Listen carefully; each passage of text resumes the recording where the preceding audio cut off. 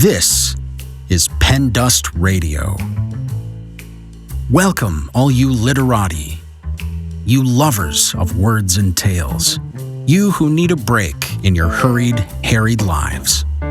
We have a salve for your soul with stories imaginative and original. Short stories, riveting fiction, and wildly creative nonfiction. Pen Dust Radio. Definitely not the same old story. Please visit us at pendustradio.com. This podcast is a production of Rivercliff Books and Media. We publish literary fiction and creative nonfiction. Learn more at rivercliffbooks.com.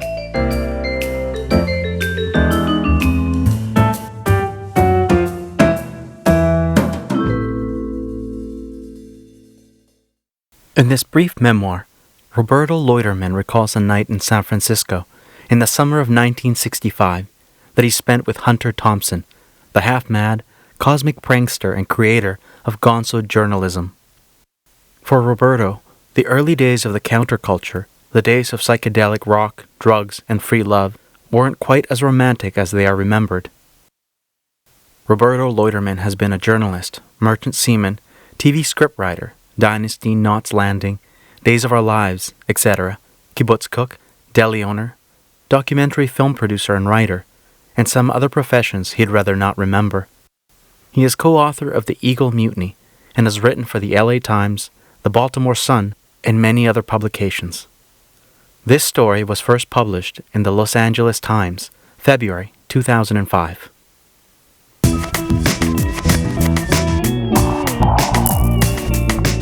The Darker Side of a Night with Hunter S. Thompson. Written by Roberto Loiederman. Read by Edwin Perez.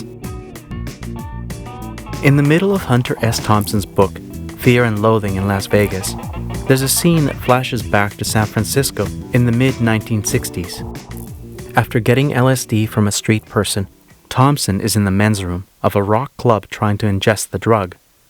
The contents of the capsule spill onto the sleeve of his sweater. A long-haired musician walks in, sees what's going on, and licks the drug off Thompson's sleeve. The point is to show what it was like to be in San Francisco in 1966. That feeling of limitless possibility, what Thompson refers to as the high watermark. The real story of what happened that night is a little different. I know. I was the person who gave Hunter the LSD, and who sat with him in that men's room. I met Hunter in San Francisco during the summer of 1965. His first wife, Sandy, worked at a real estate agency with my then-girlfriend, Barbara. Hunter and I quickly became friends. We'd often play hoops. His basketball had huge letters, HST, painted on it, and get together at my place, or his, or Barbara's. In March 1966, armed with 2 LSD capsules, I went to Hunter's apartment in Parnassus Heights. I got there about 9 p.m., and we sat around while Sandy fussed with her 10-month-old baby, Juan. Hunter and Sandy had conflicting Rh factors, so the birth had been difficult, requiring blood transfusions for the baby. They were aware and that this might be their only child. Hunter drank beer, crushing the empty cans and throwing them, along with cigarette butts, into the unused fireplace. The fierceness with which he hurled the cans and flicked the butts punctuated his non-stop rant about politics, religion, and society. Hunter's position on everything was something like, "Get the bastards before they get you." We decided to split 1 capsule of LSD. If in an hour we felt we wanted to take the other, we would do so then. We got on his motorcycle, a BSA 650, and went to the Matrix, a smoky, bar-sized club with a small dancing area. An hour later, during a break in the music, we decided to take the other capsule. We were tripping, but figured we might as well. We went into the men's room and sat in the middle of the floor, facing each other. Delicately, I removed the capsule from my pocket and tried to open it so that the tiny granules would be equally divided. But of course, things were sort of swimming around. The granules slipped out and fell on my sweater. Hunter and I looked at each other and shrugged, and then we both started sucking on my sweater. Hunter stopped for a moment and said, "What if some stockbroker swine comes in now?"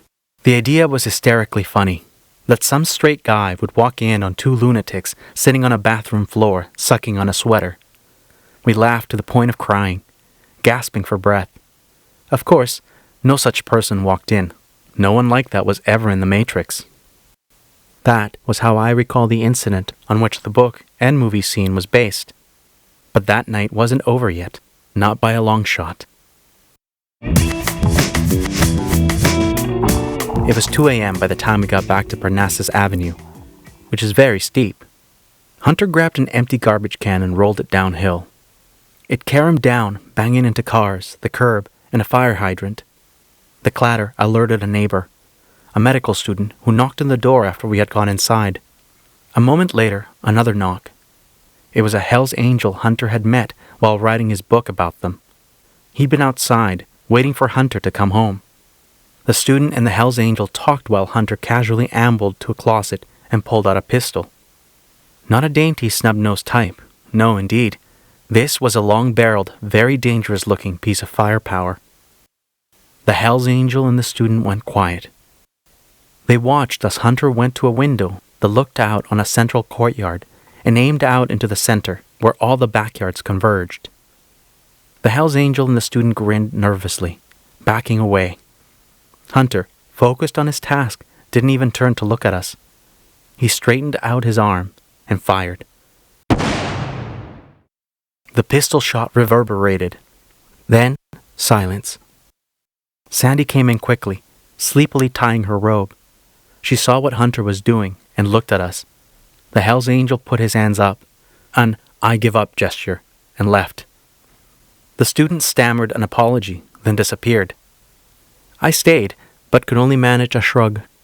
Juan wailed from another room. Hunter continued aiming his pistol out the window. Sandy asked Hunter gently, softly, what was going on. He didn't answer. She came closer and asked him for the pistol. Begged him. Hunter turned away, still aiming. He wasn't mean, just adamant. Sandy was small-boned, blonde, delicate. A soft-spoken Goucher College graduate, Hunter towered over her. Even though he was tripping, there was no way she'd be able to take the pistol away from him. Sandy went out of the room, then came back with Juan in one arm and a rifle in the other. What is this? I thought. Madonna with child in Remington? Was there going to be a shootout? Why in God's name had she brought the baby? Was she reminding Hunter what was at stake? The moment was awash with danger, but the baby fell back to sleep in her arms. Slowly, Sandy approached Hunter. "Look," she said, measuring her words. "Take the rifle. Go ahead. Take it, and give me the gun, okay? Let's trade." She was trying to talk her naughty little boy into giving up his nasty toy for a slightly less nasty toy. Was this a dynamic they had played out before? "The rifle's safer," she said. "Take it, and give me the gun." I didn't understand what made the rifle less dangerous. And then, amazingly, Hunter agreed.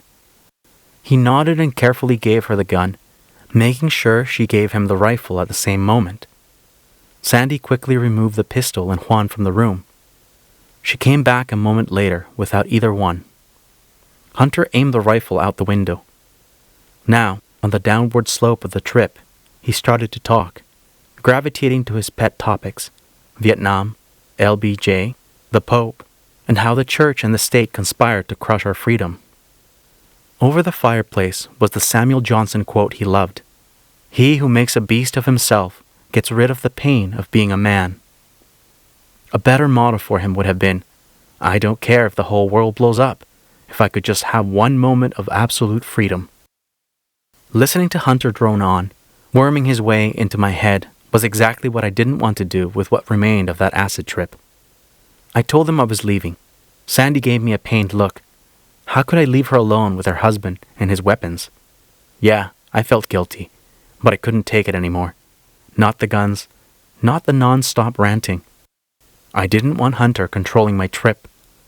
My freedom was at stake too, and that demanded I get away. I walked home in the chilly pre-dawn, enjoying everything, as if I had been released from prison. I never saw Hunter or Sandy again. Years later, when I read Fear and Loathing, I was surprised that the Matrix incident had been used as the epitome of what it was like to live in San Francisco in the 60s. I would have chosen a number of other moments, but Hunter picked that one. And yes, to some degree, it does show that anything was possible then. I don't want to minimize our drug-fueled epiphanies. They were real, and they were often wonderful. But that night was also about something else. It was about betrayal, mine and Hunter's, for the sake of protecting our precious trip. It was about ignoring that actions have consequences. It was about our cruel denigration of the straight world. And it was about being nonchalant toward violence, that which we inflict on others and that which we inflict on ourselves. Hunter was right in sentimentalizing the first part of that night. Who among those who lived through that time doesn't feel nostalgia? But the latter half of that night was just as much a part of us and of that era, and Hunter should have let his readers know that. To glorify the first half without coming to terms with the second is to miss some of the crucial reasons that the wave rolled back after that high water mark in the Matrix men's room. It rolled back and left us high and dry. This story is copyright 2005 by Roberto Loiederman. This recording is copyright 2020 by Rivercliff Books and Media. All rights reserved. Thanks for listening to this episode of Pen Dust Radio. For more information or to submit your writing to the podcast, please visit pendustradio.com. This podcast is a production of Rivercliff Books and Media. Learn more at rivercliffbooks.com.